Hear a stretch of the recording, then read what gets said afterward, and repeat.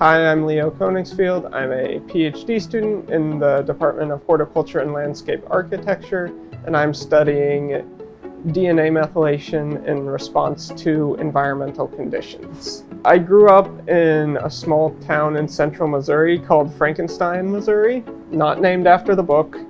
You get that question every time I introduce myself. I did my undergraduate degree in plant science and biochemistry at the University of Missouri-Columbia.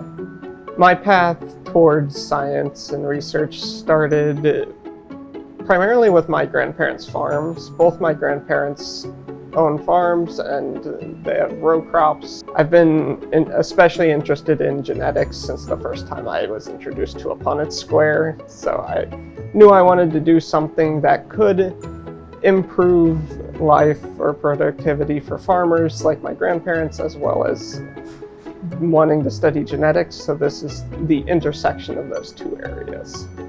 So I studied a modification of cytosines in the DNA that serves as a regulatory element and how it changes in response to environmental conditions.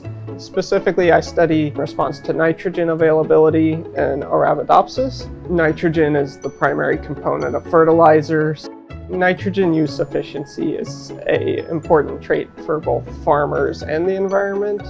If the plants are more efficient at using nitrogen, you don't need to apply as much fertilizer, which leads to lower costs for the farmers. In addition, if you're applying less fertilizer and less of the fertilizer you apply goes to waste, there's less nitrogen runoff into the environment. I definitely think about my grandparents while doing my work.